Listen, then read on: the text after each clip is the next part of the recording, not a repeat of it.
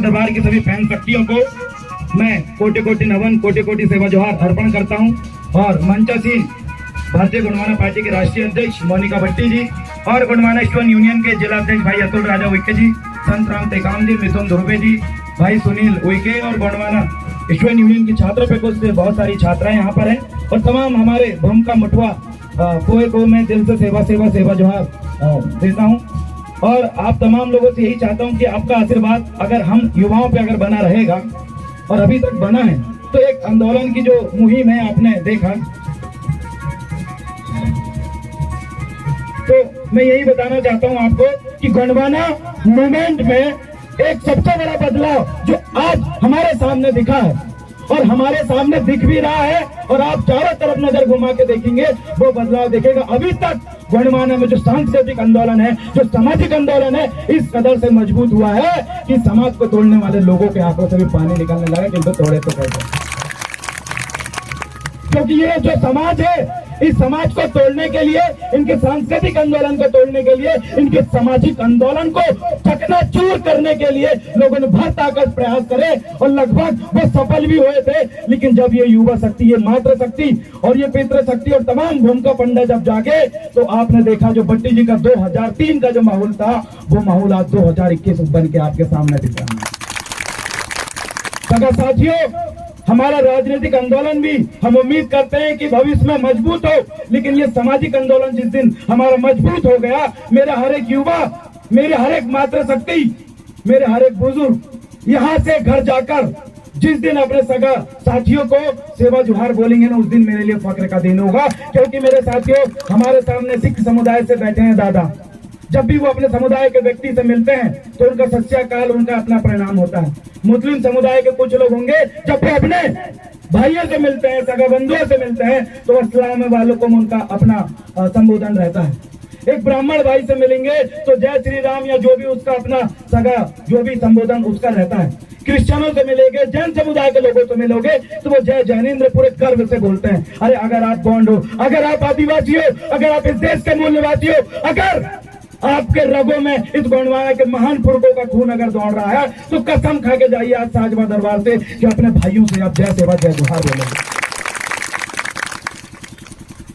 जिस गांव से हम पीला गमछा डाल के गुजर जाए, वहां के बच्चे बूढ़े हो, माताएं बहनें हो, चाहे आप खेत जाओ, बकरी चराने जाओ, गाय चराने जाओ या सरकारी नौकरी करने जाओ, चाहे वो आदिवासी कलेक्टर हो या आदिवासी एडिशनल एसपी हो या आदिवासी कोई टीआई भी हो, अगर वो आदिवासी समाज का खून है तो उसका सर्वप्रथम कर्तव्य बनता है कि उसके समाज के बेटा, उसके समाज की बेटी, उसके समाज के बुजुर्ग और उनके समाज के जो सगा खून भाई बंधु अगर मिलते हैं, अगर वो व्यक्ति अगर मिल के सेवा जोहार अगर बोल देना, मैं मानता हूँ आपको उस दिन बड़ी खुशी होगी क्या नहीं? आप कहीं एसपी कार्यालय गए हो, छिंदवाड़ा में कोई एसपी महोदय हमारे गोंड समुदाय से, आदिवासी समुदाय से आया और कोई सियाने बुजुर्ग गया कि दादा हमारी ये शिकायत नहीं लिख रही है, उससे पहले मेरा कोई सियाना डोकरा दाऊ जाके अपने समाज को, बेटे को अगर बोले कि बेटा जय सेवा और उधर से रिप्लाई अगर आए कि सेवा जोहार दादा, तो क्या सुकून आएगा आप सोच के देखिए। ये होती है समाज की। ये मूवमेंट हम मजबूत करने के लिए लगे हुए हैं। तो चाहे वो सरकारी नौकरी वाले हो, चाहे वो खेती किसानी करने वाला हो, चाहे वो कितने ही बड़ा नेता हो, अगर उसके भाई का फोन आया, उसके सगा बंधुओं का फोन आया तो जय आदिवासी, जय गोंडवाना, जय जोहार बोलोगे कि नहीं? मुझे आवाज बोलोगे कि नहीं? बोलेंगे कि नहीं? हम जिस भी जगह छिंदवाड़ा में या नागपुर में या भोपाल में चले जाइए, वहां आपका कोई भाई पीला गमछा डाल के चले जाए, अगर कोई बोल दे, जैसे मोनिका भट्टी जी अगर भोपाल में है, अगर उन्हें कोई देख के बोल दे कि जय सेवा, तो उनको लगेगा यार मानना पड़ेगा, मेरे लोग यहाँ पर भी घूम रहे हैं, यहाँ पर भी है मेरे। तो ये अपना उनकी पावर है। और सेकंड चीज मैं आपको बताना चाहता हूँ, मेरे हाथ में है कोया पुणे दादा आचार्य मोतीराम कंगाली जी, जो गोंडवाना की एक एक विचारधारा, एक एक रास्ते को इस कोया पुनम के माध्यम से हमारे सामने दर्शाया है। ये जो कोया पुनम है, इस कोया पुनम का मतलब होता है विज्ञान का मार्ग, साइंस का मार्ग, वे ऑफ साइंस।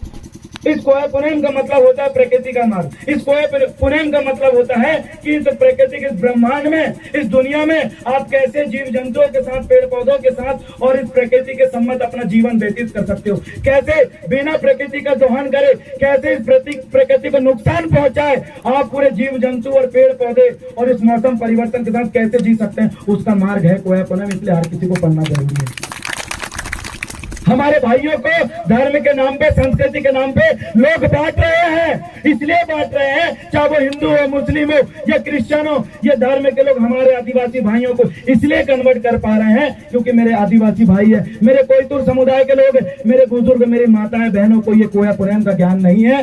अगर आप पढ़े लिखे हो तो आप कोया पुनम खरीदे। यहाँ सुजीत हुई के भाई है, ये अभी कैमरा वीडियो बन रहा है, ये जीएचयू के मीडिया प्रभारी भी है और इन्होंने कसम खाया कि मेरे लोगों को पीला गमछा नहीं मिल पाता हर जगह, मेरे लोगों को ये कोया पुनम से लेकर गोंडवाना साहित्य की कोई सामग्री नहीं मिल पाती, तो उन्होंने गोंडवाना स्टोन यूनियन में काम करते हुए अपना एक गोंडवाना साहित्य की दुकान भी खोले। इनके लिए जोरदार मंगल सिंह यूनाती दादा है, जो कोई समय पहले से साइकिल में सामान लेके जगह जगह कार्यक्रम सम्मेलन में जाकर ये किताब बेचते थे, ये पीला गमछा बताते थे किसको लीजिए, जो सहयोग राशि दीजिए, गर्व से इसको धारण करिए। आज वो माहौल देख लीजिए, आज भट्टी जी की जो मेहनत है, आज वो जो सपना है, आज हम युवाओं ने साकार कर दिया है।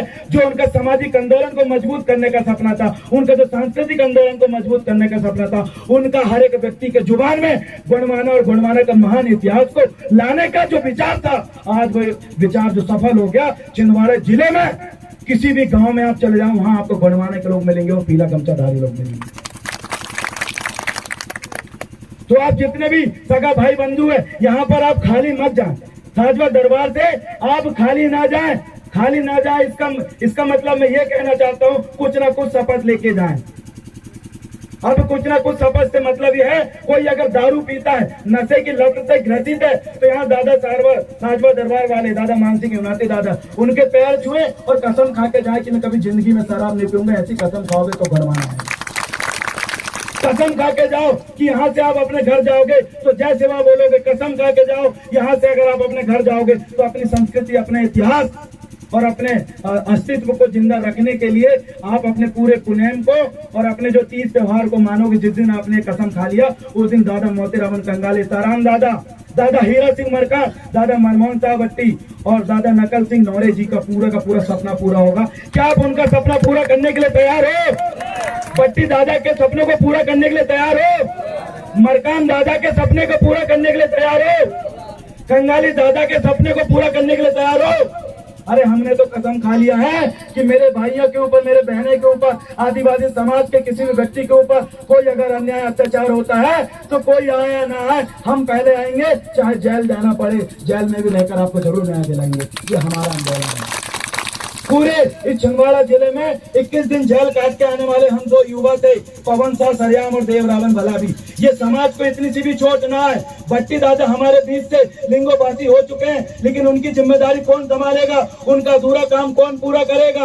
और उनके द्वारा जो धाक बनाई गई थी गोंडवाना की, उनके द्वारा जो ये धाक बनाई गई थी कि चाहे कोई पुलिस अधिकारी हो, चाहे कोई राजस्व विभाग का अधिकारी हो, चाहे ट्रैफिक पुलिस का अधिकारी हो, पुलिस प्रशासन हो, कोई भी प्रशासन हो, भट्टी जी के रहते हुए कोई आदिवासी के साथ अन्याय नहीं होता था। हमने कसम खाया कि भट्टी जी का जो मिशन जो अधूरा है, उस मिशन को हम पूरा करेंगे। और आज के समय में आपको बता दूं, छिंदवाड़ा जिले के पूरे 23 थाना के अंदर अगर आपकी एफआईआर नहीं लिखी जाती, अगर आप गोंडवाना के युवाओं का नाम अगर ले लेते हो, आप अगर बोलते हो अरे गोंडवाना के वो लड़के हैं ना, वो आंदोलन करेंगे आपके खिलाफ, मजबूरी में पुलिस प्रशासन तुरंत एफआईआर लिखती है।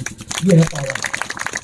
आज भट्टी दादा के सपनों को लगभग हम पूरा कर चुके हैं। अब अंतिम सपना था कि राजनीतिक आंदोलन को कैसे मजबूत करें, उनके लिए बहुत सारे लोग लगे हुए हैं। मैं आशा करता हूं, ये विश्वास करता हूं कि आदिवासियों की सभी क्षेत्रों में अपनी एक भूमिका है। हर आदिवासी अच्छा व्यापारी बने, हर आदिवासी अच्छा प्रशासनिक कर्मचारी बने, हर आदिवासी बड़ा से बड़ा फिल्म स्टार बने, हर आदिवासी खेल विभाग में बहुत आगे तक जाए और हर आदिवासी अच्छा नेतृत्व, अच्छा राजनीतिक भी बने। ये आंदोलन को हम साकार करने के लिए गांव-गांव जा रहे हैं और आप हमारी मदद करें।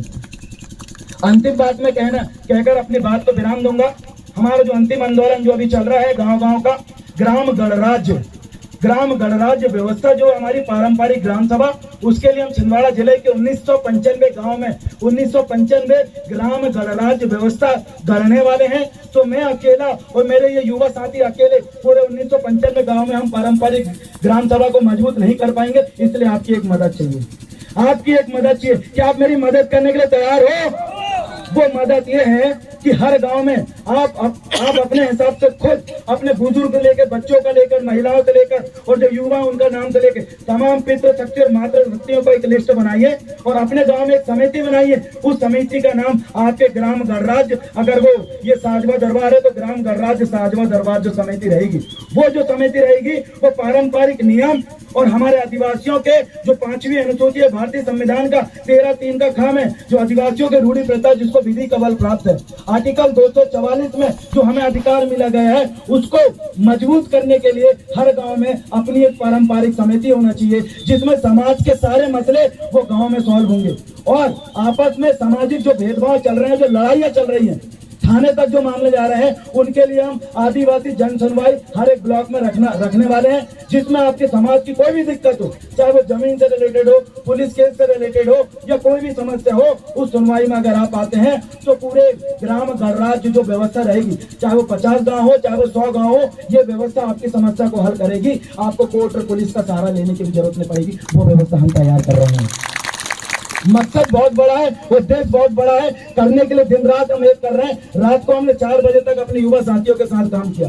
कल में 3 जगह हमने बड़ी बड़ी मीटिंगें अटेंड करी। डेली हमारी मीटिंगें चल रही है। बहुत सारी चीजें हम सबके सामने नहीं रख पा रहे हैं क्योंकि हमारा आदिवासी समाज जो इतना पिछड़ चुका है उसको मुख्य धारा में लाने के लिए हमारा भरकस तैयारी चल रही है। तो आप तमाम लोगों से एक ही निवेदन में चाहूंगा कि अपने अपने गाँव में समिति बनाए, ग्राम गणराज्य समिति बनाए, ताकि 5वीं अनुसूची के जो उद्देश्य है, 5वीं अनुसूची की जो नियम और धाराएं हैं, उनको जमीनी स्तर पर हम अमल कर सकें। इस उद्देश्य से ये समिति चलेगी। बहुत बहुत धन्यवाद। सेवा जो पड़ा पंत बट्टी दादाता मरकान दादाता तारान दादाता। भट्टी जी के सपने को पूरा कौन करेगा? हम करेंगे। कंगाली दादाजी के सपने को कौन पूरा करेगा? हम करेंगे।